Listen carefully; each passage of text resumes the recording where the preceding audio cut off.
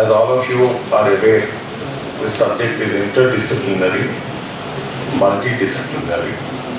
Environment అంటే చాలా మంది ఏమనుకుంటారు, ఏదో బాటనీ, జువాలజీ, ఫిజిక్స్ అంటే ఒక పర్టికులర్ ఫీల్డ్ ఆఫ్ నాలెడ్జ్ కు కనెక్టెడ్ కాదు ఇది. It belongs to everybody. In fact, I come from political science and Dr. Narasimha Reddy, one of the very well-known figures in this field, is also from political science. We have Dr. Suresh Lal from economics. So this is one area where every field of knowledge ultimately merges. అందుకే దీంట్లో most important thing ఏంటంటే this subject belongs to everybody. It is universal, it is interdisciplinary, it is multidisciplinary. తర్వాత మొత్తం ఆంధ్రప్రదేశ్లో ఇంతకుముందు ఉన్న Andhra Pradesh combined Telugu స్టేట్స్లో కూడా ఎప్పుడు కూడా ఇలాంటి ఎఫర్ట్ జరగలేదు. చాలాసార్లు అనుకున్నాం కానీ చేయలేకపోయినాం. Incidentally, the state is now divided and we have in the new state of Telangana. And this is the first meeting of environmental science teachers. So basic purpose is to, it will facilitate each one of you to know the others. Everyone will get to know every other person. There will be a common mailing list and that mailing list will be available to you. Secondly, now while teaching the subject, we have certain difficulties. We need to focus some kind of a unanimity. Okay, let us all agree. ఎందుకంటే supreme కోర్టుకు వెళ్ళి దీన్ని compulsory subject చేయించిన గ్రూప్లో నేను కూడా professor Shivaji Rao గారు, నేను, మా ఫ్రెండ్స్ ఎంసీ మేతా చేసినటువంటి ఈ కేసులో Supreme Court ordered that environmental science as a subject be made compulsory, basically for the simple reason that protection of environment is today the fundamental duty of every citizen. Now if every citizen has to perform that job, then they need to know the subject. They need to know the subject, therefore it is necessary that this subject be taught in the schools and colleges. That is why, friends, from KG to PG and beyond, you can see today a stream of environmental science knowledge flowing. This is very important for our country particularly and to the planet Earth. When teaching this subject, it's important that we take note of the emerging global literature. Now I am talking as an environmental science teacher only. One basic approach can always be that we, the people living in this part of the world, we have always lived in a symbiotic relationship with our background ecosystem, and we always considered our different ecosystems as our mother. That is, the people living in the forest, they consider the forest as a mother. And the same example can continue with our other ecosystems. The global literature that emerged in the post-Second World War, beginning with the book The Silent Spring. Compulsory, I request all the environmental science teachers to download. Maybe you are having already these books, but for the benefit of the students, you are requested to download and keep copies available with you. The Silent Spring is one of the earliest books, and it can always be described as a book that launched the environmental revolution in contemporary times. The second most important book I consider is the 1972 Limits to Growth, written by Dennis Meadows of the Club of Rome. ఎందుకంటే this is the first time, this particular author talks about the limits to nature, and there are two major limits that he has always highlighted. One, the depletion of natural resources, and second is the increasing cost of pollution. After that, we have, viewing the emerging trend, the increasing tide in the publication of articles pertaining to environment. United Nations then commissioned what is known as the World Commission on Environment and Development. It's popularly known as the WCED report, headed by Mrs. Pro Harlan Brundtland, otherwise also known as the Brundtland Commission. ఇదైతే it's almost like a Bible nowadays. It's very important that I request all the environmental science teachers to keep a copy of it available. Then Tarvata, the most important and the essential book is the State of the World publications by the World Watch Institute, Washington.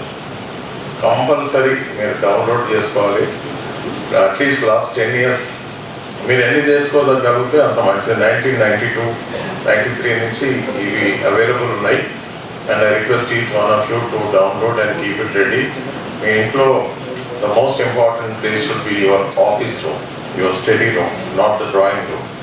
And study room lo all these books should be available. Now, in addition to this, it's important that we follow the global conferences right from the first Earth Day. Subsequently, we have the Stockholm Conference, 1972. Compulsory. It is known as the United Nations First Conference on Human Environment, and it's important. We need to keep a track of the global debate. After 72, there have been several conferences, but 20 years later, Rio Conference or the Earth Summit is another watershed, a major program. Compulsory Rio Conference. I request each one of you, I am sure all of you are aware, but then for the benefit of the students, we need to keep a track. And Earth Summit, the proceedings and the resolutions, the Agenda 21 that emerged, అవన్నీ కూడా మీరు పెట్టుకోవాలి. Then we come to the millennium development goals. United Nations ఏదైతే year 2000లో ప్రపంచానికి ఇచ్చినటువంటి 8-point programme, the millennium development goals are the most important thing. And I request దానికి short form కొంచెం ఫస్ట్ వర్డ్స్ తీసుకొని నేను తయారు చేసింది ఏంటంటే పిచ్, PITCH, డ్యూ.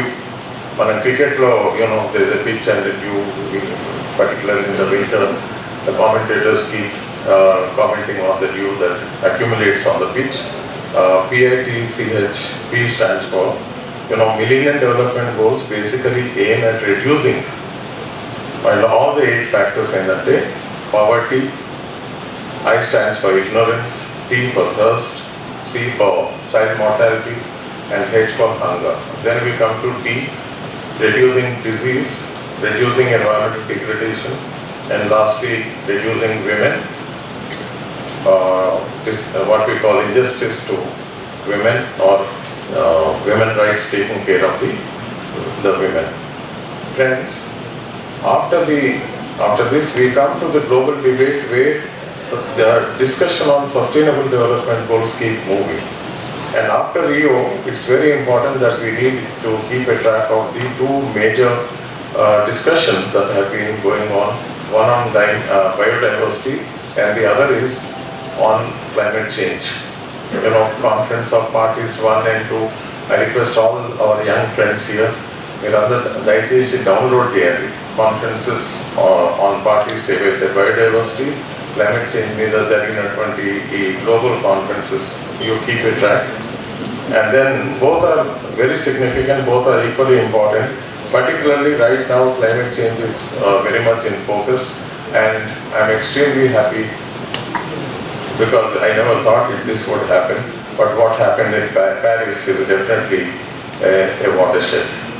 అసలు మనందరం కోరుకునేది అక్కడ జరిగింది, ఇంకా మంచిగా జరిగేది ఉండే కానీ, but I definitely consider that it has been a great step.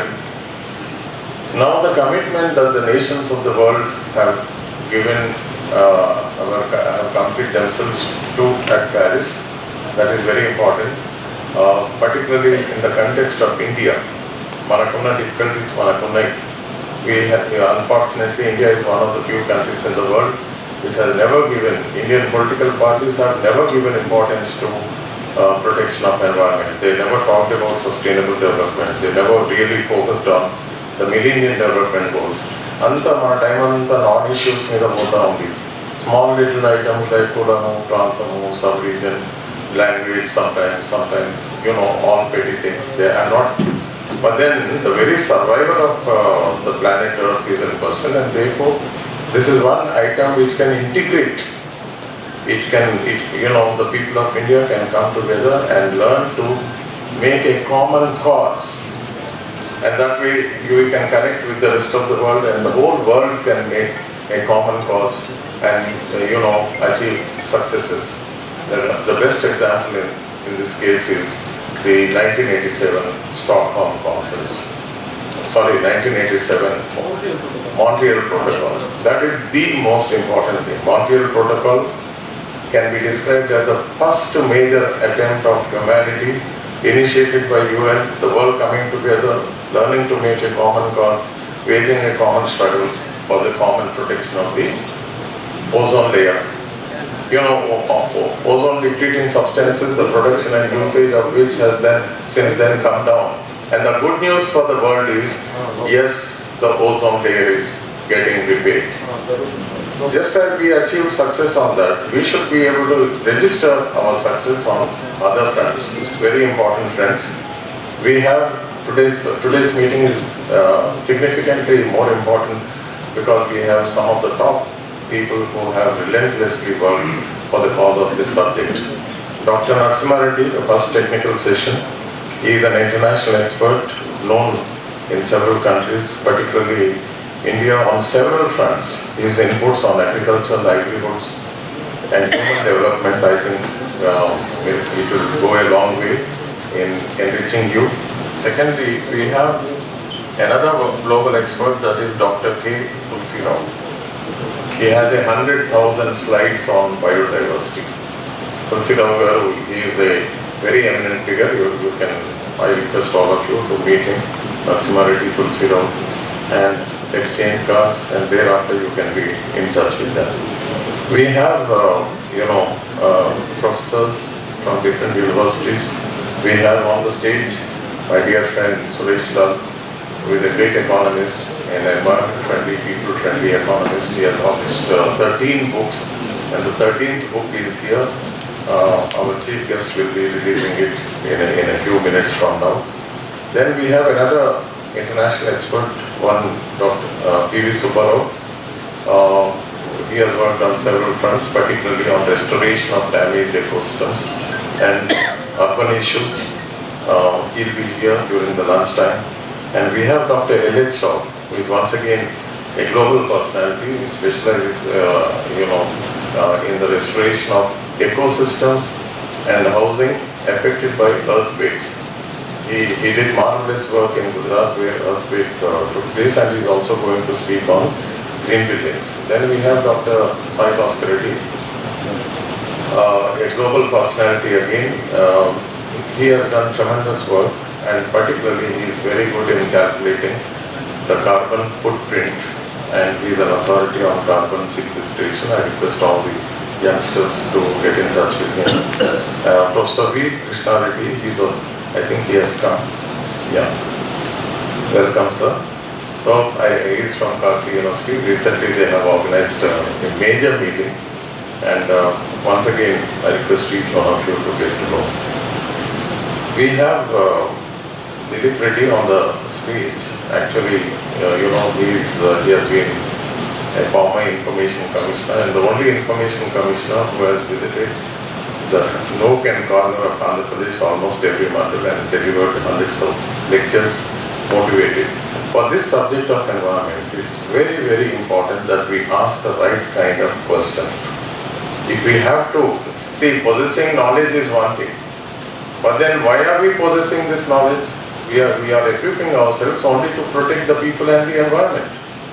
And there we need further information, particularly the required information. We can get it thanks to the Right to Information Act, and I request all of you to connect with him, and you should know the technology of getting information. Friends, our State Council of Higher Education has been in the forefront in order to, trying to ensure that this particular subject is taught the way it ought to be in the schools and colleges, particularly colleges and universities. They have done marvelous work, they are doing marvelous work, and we need to come together.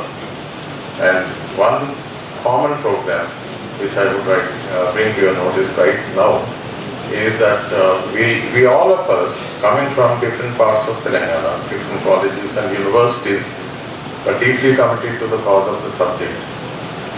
We all need to come together and publish.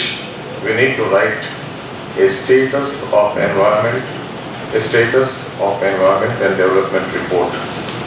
తెలంగాణలో పర్యావరణ పరిస్థితి ఎలా ఉంది, తెలంగాణలో government ఏం చేస్తే ప్రజల బతుకులు బాగుపడతాయి. సో దానికి ఒక రిపోర్ట్ తయారు చేయాలి. మేము 1990లో my friend doctor Nakka has the book. 1990, 26 years ago, we all came together and we made a marvelous report for the state of environment. Andhra Pradesh పర్యావరణ పరిస్థితి ప్రజా నివేదిక అని ఆ రోజుల్లో మేము చేసినది. దట్ ఈస్ ఓన్లీ అదే మనం గతంలో చేసిన వర్క్ను రిఫ్లెక్ట్ చేస్తుంది. Today with the increasing knowledge, that book may not be relevant, but that is a role model. It's ఒక మాదిరి గైడ్గా we can make use of the work which is already there, and we need to come up with a report. It's our duty. We know the subject. All of us are teaching the subject. We are with the students.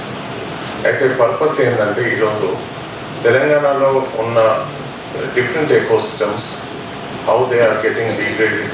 For example ground water మీరు ఎక్కడన్నా వెళ్ళండి,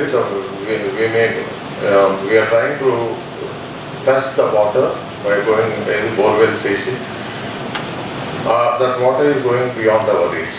We are chasing it and it's going beyond our reach. 500 feet, 800 feet, 1000 feet or even more. భయంకరమైన పరిస్థితి ఉంది. This summer, yesterday, 2 days ago, it was the hottest day. And I don't know, things are going to be very bad as we go into the future. But are we prepared?